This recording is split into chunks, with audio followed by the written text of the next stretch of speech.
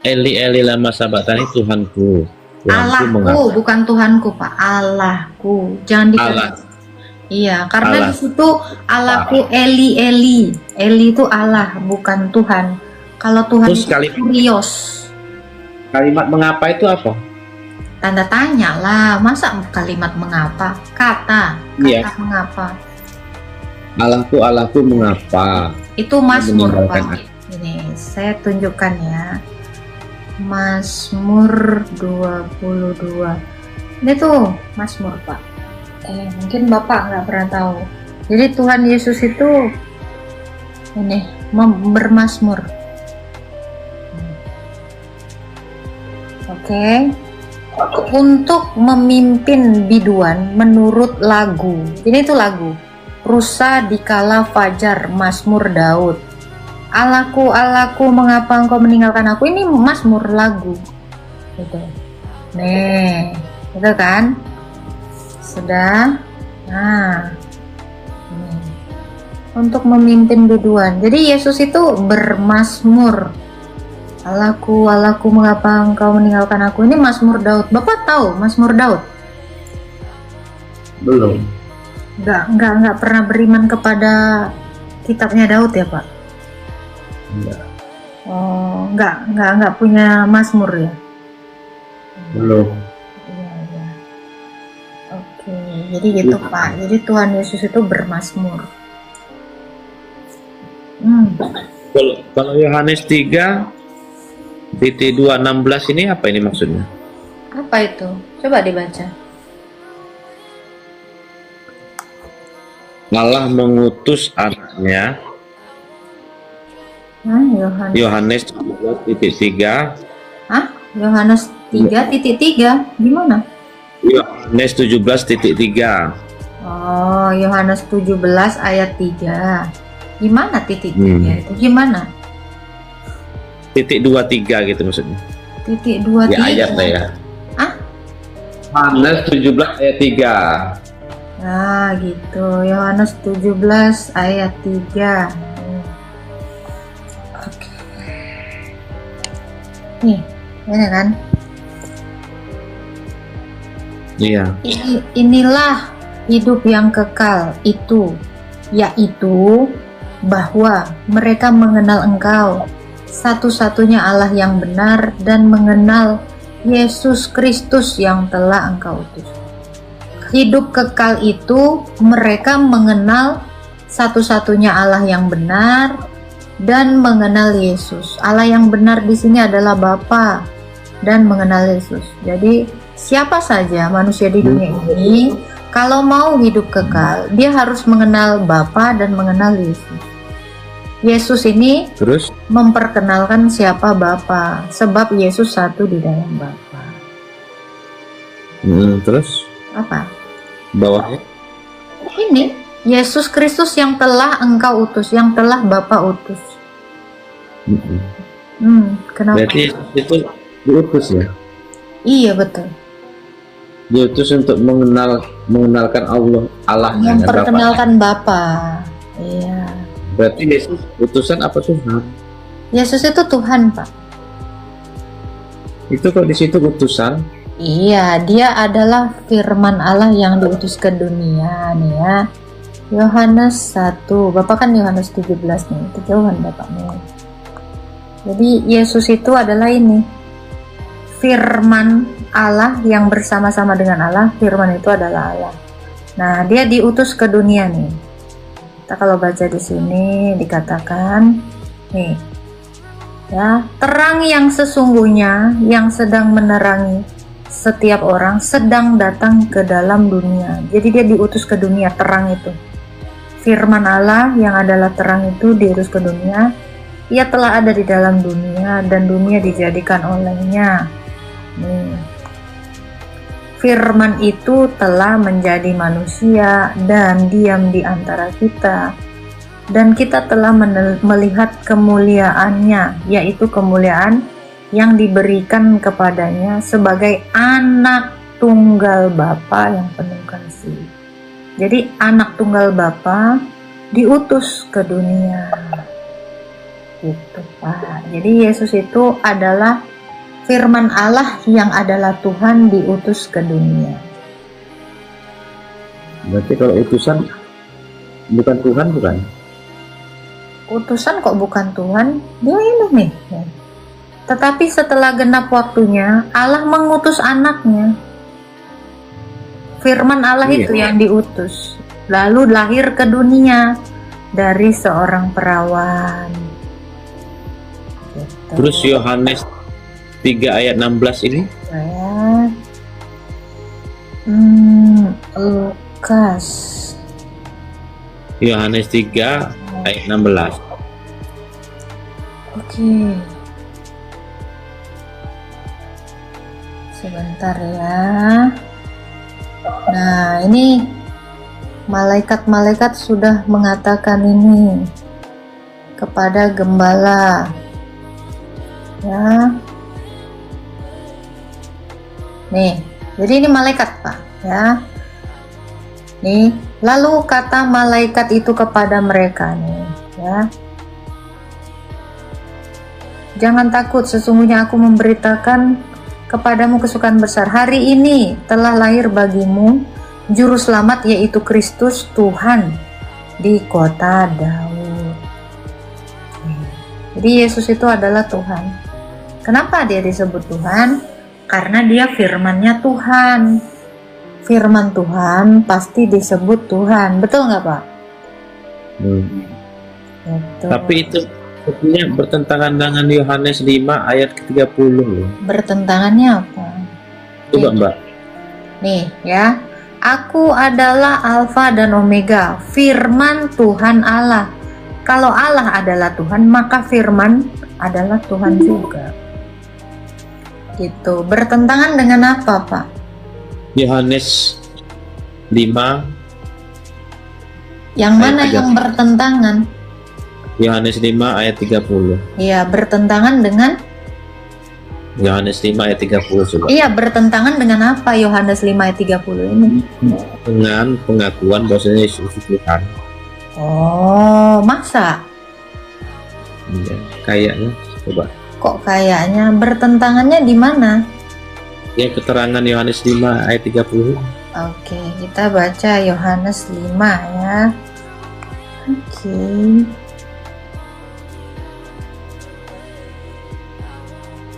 Nih, kita baca ya. Maka Yesus menjawab mereka, katanya, aku Yohanes berkata, iya ini, sabar, ini kan 5 ayat 19 sampai 47, berarti 30 ada di dalamnya. Sabar ya. Maka Yesus menjawab mereka, katanya, aku berkata kepadamu, sesungguhnya anak tidak dapat mengerjakan sesuatu dari dirinya, jikalau ia tidak melihat Bapa mengerjakannya.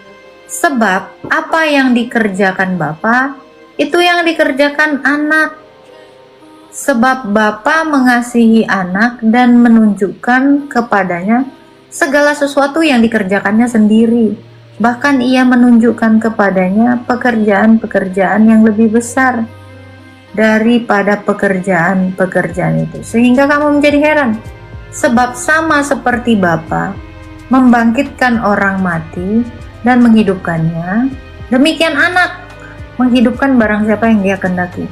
Bapa tidak menghakimi siapapun, melainkan telah menyerahkan penghakiman itu seluruhnya kepada anak, supaya semua orang menghormati anak sama seperti menghormati Bapa. Barang siapa tidak menghormati anak, ia tidak juga menghormati Bapa yang mengutusnya. Aku berkata kepadamu, sesungguhnya barang siapa mendengar perkataanku ini dan percaya kepada Dia yang mengutus aku, dia mempunyai hidup kekal dan tidak turut dihukum, sebab ia sudah pindah dari dalam maut ke dalam hidup. Aku berkata kepadamu, sesungguhnya saatnya akan tiba dan sudah tiba, bahwa orang-orang mati akan mendengar suara Anak Allah, dan mereka mendengarnya akan hidup. Sebab sama seperti Bapa mempunyai hidup dalam dirinya sendiri, demikian juga Anak mempunyai hidup dalam dirinya sendiri. dan dia tidak memberikan kuasa kepadanya untuk menghakimi, karena ia adalah anak manusia.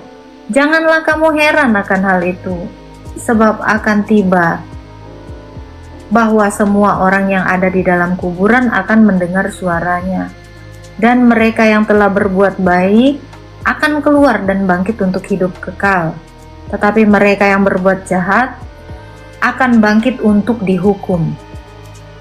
Aku tidak dapat berbuat apa-apa dari diriku sendiri.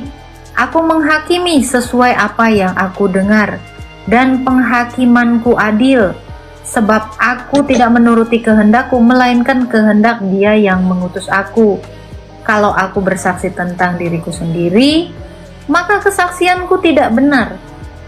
Ada yang lain bersaksi tentang aku, dan aku tahu bahwa kesaksian yang diberikannya tentang aku adalah benar.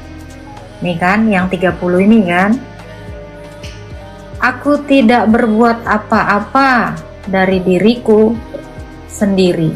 Aku menghakimi sesuai yang kudengar dari Bapa. Kenapa dengan ini? Kontradiksinya di mana? Sesuai dengan apa yang aku dengar. Iya, kontradiksinya di mana? Imanku adil, sebab aku tidak menuruti kehendakku sendiri, melainkan kehendak Dia yang mengutus aku. Artinya dia memang seorang utusan. Bukan, dia hakim lah. Kok seorang utusan? Ini di bawah ini. Ini di atasnya ini loh. Aku tidak dapat berbuat apa-apa dari diriku sendiri. Aku menghakimi. Karena di sini dikatakan Bapa menyerahkan penghakiman itu. Nih kamu makanya dari atas nih. Ini Pak. Nih, sebab Bapa. Bentar. Tunggu ya. Ini membangkitkan orang hidup nih. Bapa tidak menghakimi siapapun, melainkan menyerahkan penghakiman. Anak bilang, aku menghakimi sesuai dengan kehendak Bapa. Bapa tidak menghakimi, menyerahkannya gitu. Karena Bapa dan Yesus itu satu. Gitu. Bapa di dalam Yesus, Yesus di dalam Bapa. Jadi ketika Yesus menghakimi, Bapa sebenarnya menghakimi. Gitu. Karena ini dikatakan tadi. Sebab apa yang dikerjakan Bapa, nih. Ya, nih.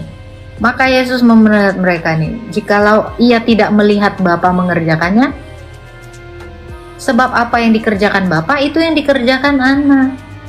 Jadi Tuhan Yesus itu menyatakan diri Dia itu tidak bisa berbuat kalau tidak ada Bapa. Bapa juga tidak bisa menghakimi kalau tidak ada anak. Itulah kesatuan dari Sang Firman dengan Bapa. Itu maksud ayat itu. Nggak ada yang kontradiksi. Ya, maksudnya ayat ini menjelaskan bahwasanya Yesus itu seorang utusan. Bukan menjelaskan bahwa Dia menghakimi. Ini Mbak, coba dengar ya. Aku tidak dapat berbuat apa-apa dari diriku sendiri. Aku menghakimi sesuai dengan apa yang aku dengar. Dan penghakimanku adil. Sebab apa yang dimaksud? Sabar dulu, itu dulu. Apa yang dimaksud penghakimanku adil? Artinya dia seorang hakim, ya kan? Itu utusan. Jangan kita lupakan. Lu kok utusan menghakimi? Bisakah utusan menghakimi? Aku menghakimi sesuai dengan apa yang aku dengar. Iya, berarti dia hakim. Hakim yang diutus Bapa gitu loh. Sesuai dengan apa yang iya, dia hakim yang diutus Bapa. Karena Bapa tidak menghakimi. Jelas toh? Dan penghakim itu adil. Iya. Ya kan? Aku tidak menuruti kehendakku sendiri. Melainkan Dia yang mengutus aku. Jadi Yesus itu adalah hakim yang diutus Bapa. Firman yang diutus Bapa. Itu kan dari tadi udah aku jelasin. Gimana sih Anda? Masa nggak terima? Dari atas loh aku baca itu. Bapa mencipta, anak mencipta. Bapa menghidupkan orang mati, anak menghidupkan orang mati. Maksud dari keseluruhan Yohanes 5 ini adalah bahwa Bapa itu satu di dalam anak. Anak itu satu di dalam Bapa, dan apa yang dilakukan anak itu dilakukan Bapa. Sebab anak menyatakan penghakiman Bapa. Anak menyatakan penghakiman Bapa. Tuh, ngerti nggak? Jangan menolak logika. Kalau menolak logika ya gini. Nggak menolak. Nggak menolak. Saya memahami banyak sekali keterangan yang menyampaikan. Memang kalau utusan itu apa sih Pak? Kenapa rupanya? Utusan itu ya kan menyampaikan kabar berita yang memerintah dia. Iya, maka dia kodratnya utusan itu apa memang? Utusan itu berarti dia memiliki pemimpin, memiliki atasan, karena diutus oleh atasannya untuk menyampaikan apa yang telah diperintahkan oleh atasannya. Oke. Kalau Prabowo mengutus suratnya ini diberikan kepada menteri-menterinya. Dia kan mengutus pikiran dia sendiri dibawa ke Papua misalnya. Dia menulis surat. Ini kan berarti pikiran dia itu yang diutus kepada orang-orang di Papua gitu. Itu menurut Anda gimana? Nah, menurut saya atasannya Prabowo, menterinya itu bawah. Pikirannya dia loh, pikirannya si Pak Prabowo ini dia keluarkan, dia berikan, dia kirim ke orang-orang di Papua. Apakah pikirannya Prabowo ini itu lebih rendah gitu? Tidak. Yang diutus itu tidak mungkin menjadi atasan gitu yang dimaksud. Yang diutus tidak mungkin jadi atasan. Bapak ngerti arti mengutus nggak? Saya paham. Apa? Yesus itu. Mengutus itu artinya apa saya tanya? Yesus itu mengutus itu artinya apa? Kepada Bapaknya. Menyampaikan dengan mengutus beda Pak. Dan dia itu berbeda dengan mengutus. Gimana Bapak coba? Dan dia tidak melakukan. Ya, saya tanya dulu, Bapak tahu nggak definisi mengutus itu apa? Itu dulu. Tahu. Apa? Mengutus apa yang sudah disampaikan oleh atasan. Bukan, kalau menyampaikan itu namanya memberitahu. Beda dengan mengutus. Arti mengutus saja Anda tidak tahu kan? Utusan. Ya? Iya, mengutus. Saya tanya, mengutus dengan utusan itu dua hal yang berbeda.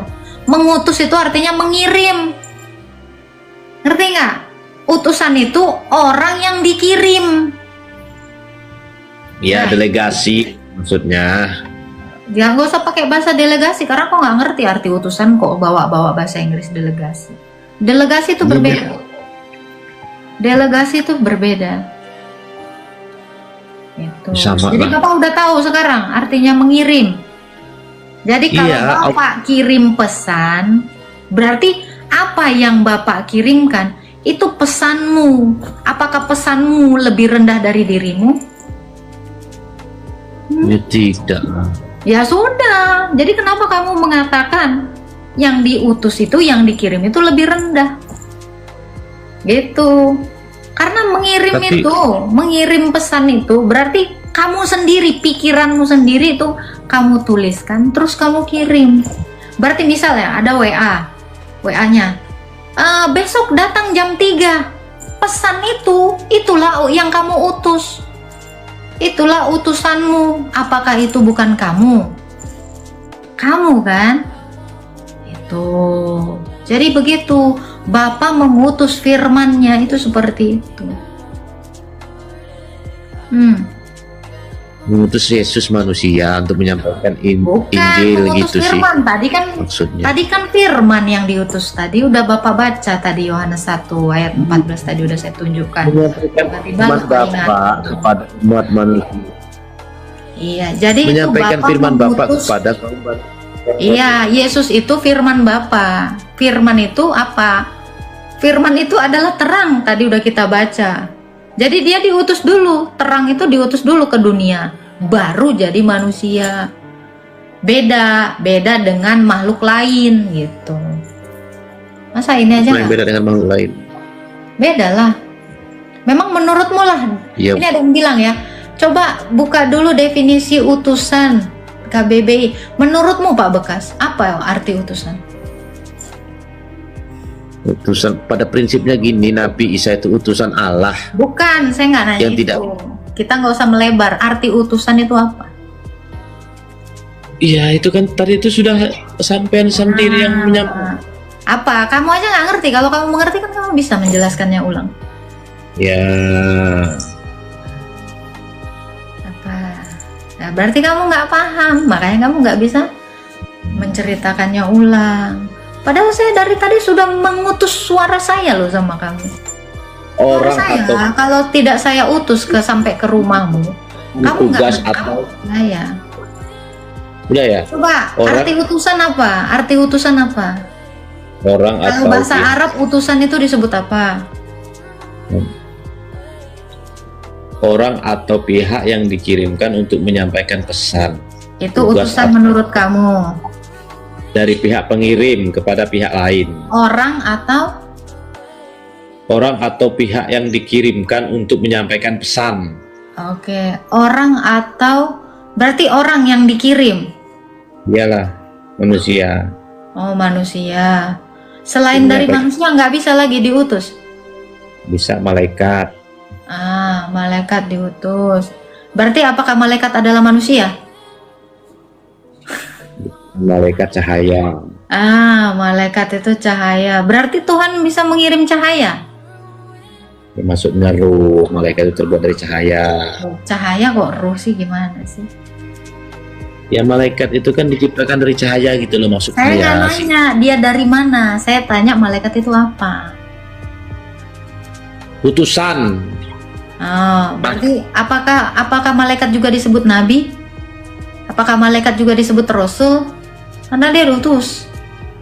Aneh juga sampai malaikat, nabi, manusia lah. Jadi kalau firman Allah ya firman, jangan dipaksa jadi nabi.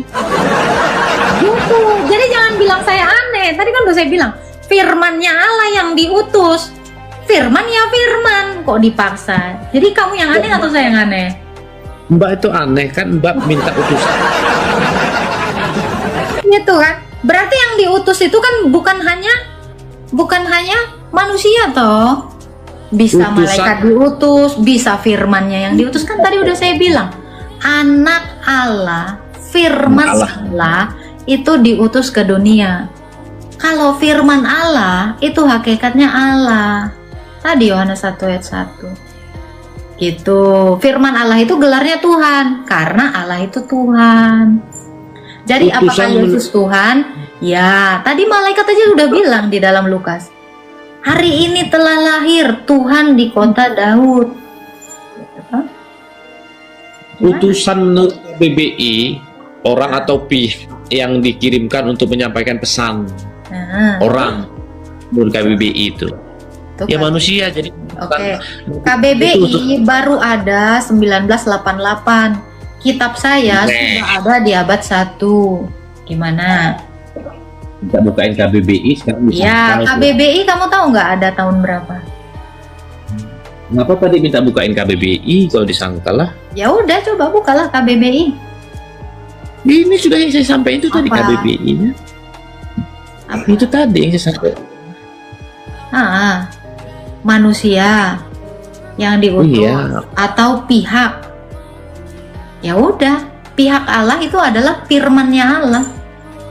Apa yang bingung dari sini? Kenapa kamu kebingungan? Jadi jangan kamu itu terdistorsi dengan kata orang yang diutus, karena ada juga yang lain yang diutus gitu.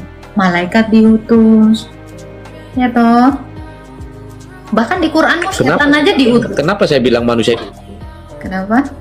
Kenapa saya bilang manusia diutus? Karena Yesus itu lahir dari rahimnya Bunda Maria, makanya dia dikatakan manusia itu loh, logika sampai enggak? Dia itu jadi manusia. Dia itu firman yang jadi manusia. Ini tadi Yohanes 1 ayat 14. Kamu jangan menolak kata dong. Dia adalah firman yang jadi manusia. Jadi sebelumnya dia apa? Firman Allah, perkataannya Allah. Kok ditolak ini data?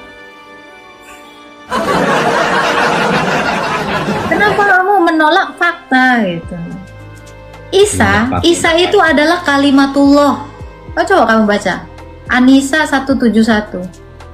Isa itu adalah kalimatullah dan ruhullah yang diciptakan jadi manusia. Jadi sebelumnya Isa itu adalah kalimatnya Allah.